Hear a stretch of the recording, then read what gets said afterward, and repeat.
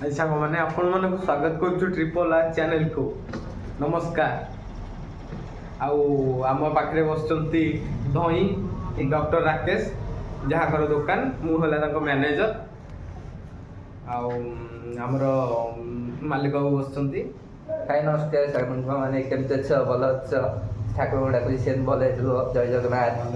ତ ତ୍ରିପଲକୁ ଆମେ ସ୍ୱାଗତ କରୁଛୁ ଯେ ବେକାର ଯୁବକ ମାନେ ଯେଉଁ ଅଛନ୍ତି, ଠିକ ଅଛି, ତ ତାଙ୍କ ବିଷୟରେ କିଛି ଆଲୋଚନା କରିବା। ସିଏ ମାନେ କେମିତି ମାନେ ଘରେ ଅଛନ୍ତି, କେମିତି ଇନକମ୍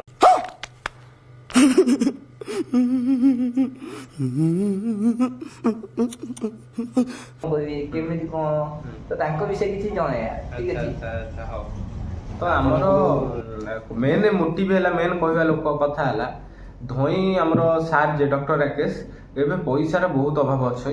ମୁଁ ବି ଅଛି, ଆମ କ୍ୟାମେରାମ୍ୟାନ୍ ବି ଅଛନ୍ତି। ତ ଆପଣମାନଙ୍କୁ ଆମେ ଏତିକି କହିଥାନ୍ତୁ, ନୂଆ ଚ୍ୟାନେଲଟା ଆଜି କରୁଛୁ, ଆପଣମାନେ ଟିକେ ସବସ୍କ୍ରାଇବ୍ କରିଦେବେ, ଆଉ ସବସ୍କ୍ରାଇବ୍ କରିଦେବେ, ଲାଇକ୍ ଟିକେ ଦେଇଦେବେ, ଆଉ ଭ୍ୟୁ ଟିକେ ବଢ଼େଇ ଦେଲେ କ'ଣ ଟିକେ ପଇସା ଆଇଲେ ଆମେ ଟିକେ ଖର୍ଚ୍ଚ କରିବୁ। ଆଉ ଆସିଲେ ଆମ କ୍ୟାମେରାମ୍ୟାନ୍ ଆସିଲେ, ସାଙ୍ଗମାନେ କେମିତି ଅଛ? ତ ଆପଣମାନଙ୍କୁ ସ୍ୱାଗତ କରୁଛୁ କି ଆମ ତ୍ରିପଲକୁ, ଠିକ ଅଛି। ଆକ୍ଚୁଆଲି କଥାଟା ଟପିକ୍ ଥିଲା କିଛି ଅଲଗା, ଏମାନେ ପୁରା ଟପିକ୍ଟାକୁ ବର୍ବାଦ କରିସାରିଲେଣି। ଆଚ୍ଛା ଶୁଣନ୍ତୁ, ଗୋଟେ ଖୋଲା କଥା କହୁଛି, ପଇସା ପତ୍ର ନାହିଁ, କ'ଣ କରିବୁ ମୁଣ୍ଡରେ କିଛି ଆସିଲାନି। ଲାଷ୍ଟକୁ ଫାଷ୍ଟ ୟୁଟ୍ୟୁବ୍ ଚ୍ୟାନେଲ ଆଜି କଲୁ, ମାନେ ଆଜି ଏଇଠି ବସିକି ସେ ଘଣ୍ଟାଏ ଭିତରେ ୟୁଟ୍ୟୁବ୍ ଚ୍ୟାନେଲ ହେଇଗଲା। ଆମର ୟୁଟ୍ୟୁବ୍ ଚ୍ୟାନେଲ ହେଇକି ଆମେ ଘଣ୍ଟାଏ ଭିତରେ ଭିଡ଼ିଓ ପଠେଇବୁ। ଆଜିର ଟପିକ୍ ବହୁତ ହଟ୍ ଟପିକ୍, ଯୋଉଟାକି ସିରିୟସଲି ଆକ୍ଚୁଆଲି ଟପିକ୍ଟା କାଲିଠୁ ଆରମ୍ଭ ହେଲାଣି। ଟପିକ୍ର ମାନେ ହେଉଛି, ଆମେ ଆକ୍ଚୁଆଲି କାଲିଠୁ ପେପର ଦେଖିଲୁ। ପେପରରେ ଏଇଟା ଗୋଟେ ଆସିଛି ମୁଖ୍ୟମନ୍ତ୍ରୀଙ୍କର ଫ୍ରଣ୍ଟ ପେଜ୍ରେ, ଯିଏକି ବେକାରୀମାନଙ୍କର ସମସ୍ୟାକୁ ସେ ସମାଧାନ କରିବେ, ଯୋଉଟାକି ପ୍ରତି ଗ୍ରାମ୍ୟ ବ୍ୟକ୍ତିମାନଙ୍କୁ 1,00,000 ଟଙ୍କା ଆଉ ସହରାଞ୍ଚଳ ବ୍ୟକ୍ତିମାନଙ୍କୁ 50,000 ଟଙ୍କା। ତାର ଫାଇଦାଟା ଆକ୍ଚୁଆଲି ରାକେଶ ବାବୁ ଉଠେଇବାକୁ ଚାହୁଁଛନ୍ତି, କିନ୍ତୁ ତାଙ୍କ ମନରେ ଗୋଟେ କିନ୍ତୁ ଭାବ ସୃଷ୍ଟି ହେଉଛି ଯେ କି ଆକ୍ଚୁଆଲି ମୁଁ ସତରେ ପାଇବି ନା ପାଇବିନି। ଗଭର୍ଣ୍ଣମେଣ୍ଟ କାଳେ ଆମ ସହିତ ଖେଳୁଛି କି ଆମେ ଆପ୍ଲାଏ କରିଦେବା ଆମକୁ ମିଳିବନି।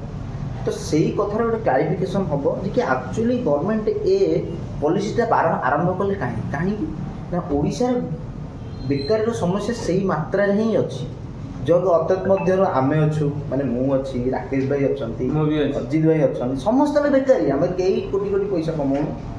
ତ ସେ ଯୋଜନାର ଆମେ ବି ଉପକୃତ ହେବାକୁ ଚାହୁଁଛୁ। କିନ୍ତୁ ଆଉ ଗୋଟେ କଥା, 1,00,000 ଟଙ୍କାରେ କେହି ମାନେ ବଡ଼ ଲୋକ ହେଇଯିବେନି, କାରଣ ଆମର ରାକେଶ ଭାଇଙ୍କୁ 1,00,000 ଟଙ୍କା ଉଡ଼େଇବାକୁ ଗୋଟେ ଦିନ ଲାଗିବ। କିନ୍ତୁ 20 ଟଙ୍କା କମେଇବାକୁ ତାଙ୍କୁ ବ୍ଲଡ୍ ପ୍ରେସର ମାପିବାକୁ ପଡ଼ୁଛି, କିନ୍ତୁ ଟଙ୍କା 20,000 ଉଡ଼େଇବାକୁ ତାଙ୍କୁ ଗୋଟେ ଦିନ ଲାଗିବ। ସେଇଟା ଆକ୍ଚୁଆଲି ଆମ ଓଡ଼ିଶାର ପ୍ରୋବ୍ଲେମ୍ ଏବେ ହେଉଛି। ଭୁବନେଶ୍ୱରରେ ଖାସ୍ କରି ଗାଁରୁ ଯେଉଁ ପିଲାମାନେ ଆସୁଛନ୍ତି, ସେମାନେ ଅଳ୍ପ ଧନରେ, ମାନେ ଭୁବନେଶ୍ୱରର ଯେଉଁ ରଙ୍ଗ ଢଙ୍ଗ ଚାଲିଚଳନ ହେଇଗଲାଣି, ସେଥିରେ ସେମାନେ ଖାପ ଖାଇବାକୁ ଚେଷ୍ଟା କରୁଛନ୍ତି, କିନ୍ତୁ ହେଉନି। ଯାହାଫଳରେ ଏଇ ଯେଉଁ ମନି ଭ୍ୟୁ, ପକେଟଲି ଆଉ ଏଇସବୁ ଆପ୍ର ଶିକାର ହେଉଛନ୍ତି। ମୁଭି କୁଇକ୍, ରାକେଶ ବାବୁ ସବୁ ଜାଣିଛନ୍ତି, କାରଣ ସିଏ ସବୁ ସେଥିରେ ପଶିଯାଇଛନ୍ତି, କାରଣ ବେକାରୀ। ଏସବୁରେ ଯିଏ ପଶିଲା, ଏଇ ଆପ୍ ଆପଣ ଯାହା ମୋବାଇଲରେ ଦେଖିବେ ଜାଣିଥିବେ ସିଏ ହେଉଛନ୍ତି ବେକାରୀ। ତ ସେଥିରେ ଆମର ଅଜିତ ବାବୁ ଅଛନ୍ତି, ମୁଁ ବି ଅଛି ଗୋଟେ ଦିଟାରେ, ଆଉ ରାକେଶ ବାବୁ ତ ସବୁଥିରେ ଅଛନ୍ତି, କାହାକୁ ପଇସା ଦଉନାହାନ୍ତି, ଖାଇ ଦେଇଛନ୍ତି। କହୁଛନ୍ତି ମୁଁ ମରିଯାଇଛି, ଯିଏ ଫୋନ୍ କରୁଛନ୍ତି ତାକୁ କହୁଛନ୍ତି ମୁଁ ମରିଯାଇଛି। ମାନେ ଭାବନ୍ତୁ କୋଉ ଭଳିଆ ବେକାରୀ ସିଚୁଏସନ୍, ଲୋକ କହିଲେ ମୁଁ ମରିଯାଇଛି। ତ ବ୍ୟାଚେଲର ମାନଙ୍କର ଥାଏ, ବ୍ୟାଚେଲର ନାଇଁ ସିଏ ବ୍ୟାଚେଲର ମାନେ ରସିଆରେ ନେଇକି ପଳଉଥିବେ, କିନ୍ତୁ ପଇସା ନଥିବ, ସେ ଲାଷ୍ଟ କ'ଣ କରିବେ? ସେ ଆକ୍ଚୁଆଲି ସେ ସବୁ ମାନେ ସିଚୁଏସନ୍ ଦେଇକି ଆମେ ଆସିଛୁ, ଠିକ ଅଛି। ଆମକୁ 27 ବର୍ଷ ହେଲାଣି, ଆମେ ସେଇ ସିଚୁଏସନ୍ ଦେଇକି ହିଁ ଆସିଛୁ। କି 27 ବର୍ଷ ହେଲାଣି ଶୁଣନ୍ତୁ, ଇଏ ହେଉଛି ଗୋଟେ ଟୋଟାଲ 36 ବର୍ଷ ନୁହଁ, ଖାଲି ଗାଲୁଆ କଥା ମାରୁଛି। 21 ବର୍ଷ ତମେ ହେଇଯିବ କି ନାହିଁ? ଏଠି ଆପଣ କାଳେ ଝିଅ ପିଲାকে ଦେଖିବେ ଭିଡ଼ିଓ, ସେଥିପାଇଁ କ'ଣ କହୁଛନ୍ତି ନା ମୁଁ 27 ବର୍ଷ ହେଇଯାଇଛି। ଆକ୍ଚୁଆଲି 27 ବର୍ଷ କିଛି ନାହିଁ, ଆକ୍ଚୁଆଲି ସମସ୍ତେ ଷ୍ଟୁଡେଣ୍ଟ। ସିଏ ଓନ୍ଲି ତାର ପାଠପଢ଼ା ସରିଯାଇଛି, ସିଏ ଆମର ଆକ୍ଚୁଆଲିରେ ବଡ଼, ମାନେ ଫିର୍ ବି କ୍ଲାସମେଟ୍। ଆଉ ଇଏ ତ ଅଜିତ ବାବୁ ଏବେ ଜଷ୍ଟ ଏକ୍ଜାମ୍ ଦେଇକି ଆସୁଛନ୍ତି, ଆଉ ମୋର ଏବେ ଏକ୍ଜାମ୍ କିଛି ନାହିଁ। କିନ୍ତୁ ମୁଣ୍ଡରେ ଖାଲି ଚଡ଼କ ପଡ଼ିଛି ଯେ ପଇସା କେମିତି ଆସିବ। ସେ ବିଷୟରେ ଆଜି ଡିସ୍କସନ୍ କଲାବେଳେ ଧଇଁ ବାବୁ ଆମର କହିଲେ କି ଆଉ ଗଞ୍ଜେଇ ବେପାରଟା ଆରମ୍ଭ କରିବା। ମାନେ ଭାବ କୋଉ ଭଳିଆ କୁଚିନ୍ତା ଆସିଲାଣି ମୁଣ୍ଡକୁ, ଯେମିତିକି ବେକାରୀ ସିଚୁଏସନ୍ କୋଉ ଭଳିଆ ଆରମ୍ଭ ହେଲାଣି। ଧଇଁ ତୁ ହଉ ଛାଡ଼, ଏବେ ଆମର ଆପଣ ଧଇବାକୁ କୁହନ୍ତୁ କି ମାନେ ଆରମ୍ଭ ମାନେ କ'ଣ କରିବା, ମାନେ ପଇସା ପାଇଁ ଆମେ କ'ଣ କରିବା? ଆରେ ଆମ ଗୋଟେ କଥା କୁହନ୍ତୁ, ଆମର ଫାଷ୍ଟ କ୍ୟାରିୟର ନା ପଇସା? ପଇସା ଫାଷ୍ଟ ଦେଖ ତମ ଭାଇ ଇଏ ତମ ଫ୍ୟାମିଲି ଛଡ଼ା କେହି ତମକୁ ପଇସା ଦେବେନି। ଏକେ ତମ ସାଙ୍ଗସାଥି ବି ଗୋଟେ ଦିନ ଦେବେ କିନ୍ତୁ 2 ଦିନ କେହି ଦେବେନି। ଠିକ୍ ଅଛି, ତ ଫାଷ୍ଟ ଫ୍ୟାମିଲି, ତାପରେ ପଇସା, ତାପରେ କ୍ୟାରିୟର। କ୍ୟାରିୟର ଦେଖିବାକୁ ଗଲେ ପଇସା ଦରକାର। ପଇସା ନହେଲେ ବିନା ପଇସାରେ କେହି କ୍ୟାରିୟର ଦେଖିନା। ଆମର ଏଠି ଇମୋସନାଲ ଟପିକ୍ କିଛି ନାହିଁ, ନାଇଁ, ଆମର ଏଇଟା- ଗୋଟାଏ ପଏଣ୍ଟ, ବେକାରୀ ଯୁବକମାନେ ଭୁବନେଶ୍ୱରରେ ଚଳିବା ପାଇଁ କେଉଁଠୁ ପଇସା ଆଣିବେ, ଗାର୍ଲଫ୍ରେଣ୍ଡ କେମିତି ମେଣ୍ଟେନ୍ କରିବେ, ନିଜ ସାଙ୍ଗସାଥିରେ ବୁଲାବୁଲି, କ୍ଲବ୍ ଯିବା, ମଦ ପିଇବା, ଏଗୁଡ଼ା ସବୁ କେମିତି ମେଣ୍ଟେନ୍ ହେବ? ମୋର କଥା କହିଲେ ଇଏ ସବୁ ଖୋଲି ଦଉଛି କାଇସେ ଗୋଟେ ସିଗାରେଟ୍ ଆଣନ୍ତି ଆମର ରାକେଶ ବାବୁ, ଯୋଉଟାକି ନିଜ ପଇସାରେ ନୁହଁ, ଚୋରି କରିକି। ଚୋରି ନାହିଁ ମାନେ ସାଙ୍ଗସାଥିରେ ମାଗି ଦେଇଛି କି ଆଉ। ତ ଏଭଳିଆ ବେକାରୀ ସିଚୁଏସନ୍ ପଡ଼ିଲାଣି। ଆଜି ଗୋଟେ ଦହିବରା ସେ ଖାଇବେ ବୋଲି ମୁଁ ତାଙ୍କୁ ଦେଲି 40 ଟଙ୍କା। କ'ଣ ଆସିଲେ ଆପଣଙ୍କର? ହ୍ୟାଲୋ ବିଜନେସ୍ ଟପିକ୍ ଥିବ ଚୁଡ଼ି ଝାଡ଼ୁ କରି Hello? ଫୋନ୍ ମାରିଥିବି। ହଁ ବୋଲିଏ।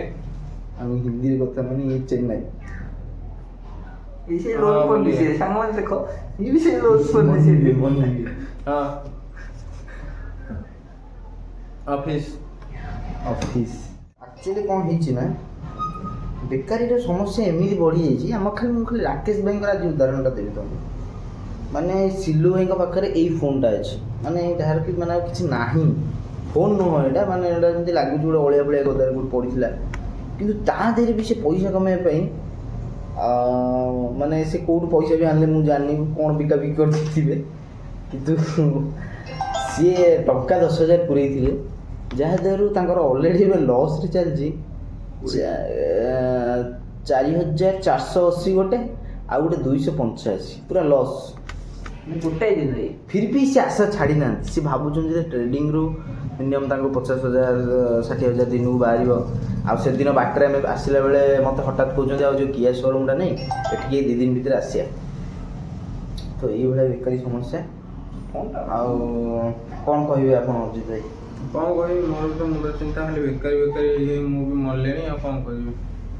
ପଇସା ପତ୍ର କେମିତି ଆସିବ? ପଇସା ପତ୍ର ନାହିଁ ପାଖରେ ଟଙ୍କାଟେ। ତ ସ୍କାନରଟା ଦେଇଦେବା। ସ୍କାନରଟା ଭାଇମାନେ ଭଉଣୀମାନେ ଯିଏ ବି ଦେଖୁଥିବେ ତ ଦିନକୁ ଗୋଟେ ଟଙ୍କାଟା ଦରକାର। ଆ ସ୍କାନର ଦେନାଟା ଚୋରଟା ଖାଇଦେବ ସବୁ। ସେଇଟା ସ୍କାନର ହେଲେ ଏଥିରେ ପଇସା ଦେବନି। ମୁଁ କହୁଛି ଗୋଟେ ନମ୍ବର ଦେବି, ଏବେ ନାହିଁ, ମୁଁ ନମ୍ବର ଦେବି, ଡେସ୍କ୍ରିପସନ୍ରେ ଦେଇଦେବି ନମ୍ବରଟା। ସେଇ ନମ୍ବରରେ ଫୋନ୍ପେ କରିଦେବେ। ଯଦି ଆପଣମାନେ ଟଙ୍କାଟେ ଲେଖା ଆପଣମାନେ ଦେଶକୁ ବଦଳାଇବେ, ମୁଁ ଏଇଟା ଜାଣିଛି। ଆପଣମାନେ ବିଜନେସ୍ ହିଁ ଦେଶ ବଦଳାଇ ଦେବେ। ଯେତେ ବେକାରୀ ସମସ୍ୟା ଅଛି କିଛି ରହିବନି, ଗଭର୍ଣ୍ଣମେଣ୍ଟ କିଛି ନୁହଁ, ଆପଣମାନେ ହିଁ ଭଗବାନ। ଆଉ ଆପଣମାନେ ଯଦି ଆମକୁ ଟଙ୍କାଟେ ଲେଖା ପଠେଇବେ ତାହେଲେ କ'ଣ ଭଲ ହୁଅନ୍ତାନି ମାନେ? ସେଇଟା ସତ କଥା। ସେଇ ଟଙ୍କାଟା ଲେଖା ଯଦି ଆଚ୍ଛା, ସେଇ ଯେଉଁ ଟଙ୍କାଟେ ଲେଖା ଯଦି ବି ପଠେଇଲେ ତ ତମେ କ'ଣ କରିବ? ଆମେ ବହୁତ ଲୋକ ଗରିବ ମାନେ ବୁଲୁଛନ୍ତି, ତାଙ୍କୁ କିଛି ଖାଇବା ଲୋକ ଭୁବନେଶ୍ୱରରେ ବହୁତ ଲୋକ ଖାଇବା ପିଇବା ଇଏ ବୁଲୁଛନ୍ତି, ତ ଆମେ କେତେ ଦେବୁ? ଖାଲି ଦେଇଦେଇ କେତେ ଦେବୁ? ତ ତାଙ୍କୁ ବି କିଛି ଦେବୁ। अरे कहना क्या चाहते हो? ତ ଯୋଉଠି ଏଗୁଡ଼ା ସମ୍ପୂର୍ଣ୍ଣ ମିଛ, ଏସବୁ କିଛି ନାହିଁ, ସବୁ ମିଛ କଥା। ସେ ପଇସା ସିଧା ଯିବ ଚନ୍ଦକା ବାର, ସନ୍ତୋଷାଇ ଦୋକାନ, ମିସୟୁଜ୍ ହବ। ତେଣୁକରି ଦୟାକରି କେହି ଟଙ୍କାରେ ଦେବନି, ମୁଁ ତମକୁ କହୁଛି। ଆଉ ବେକାରୀ ସମସ୍ୟାରେ ଆକ୍ଚୁଆଲି ବହୁତ ଗୁଡ଼ାଏ ଅଛି, ଯୋଉଟାକି ଆକ୍ଚୁଆଲି ଟପିକ୍ରେ ଆଉ ଗୋଟେ ହଟ୍ ଟପିକ୍ ଅଛି ସେ ପରେ ଆପଣଙ୍କୁ ଆମେ କହିବୁ। ଏଇଟା ଖାଲି ଗୋଟେ ବେସିକ୍ ଆମେ ଆରମ୍ଭ କରିଦେଲୁ, କିନ୍ତୁ ଆ ଉପରେ ଗୋଟେ ହଟ୍ ଟପିକ୍ ଆସିବ। ହଉ ଛାଡ଼, ଆଜି ପାଇଁ ଏତିକି ଥାଉ, ଆମେମାନେ ରହିଲୁ। ବଟ୍ ନେକ୍ସଟ ଭିଡ଼ିଓରେ ଗୋଟେ ଆପଣ ଟିକେ ସବସ୍କ୍ରାଇବ୍ କରିଦେବେ ହେଲା। ଆଗକୁ କ'ଣ ଟପିକ୍ ଅଛି ଆପଣ ଦେଖିବେ।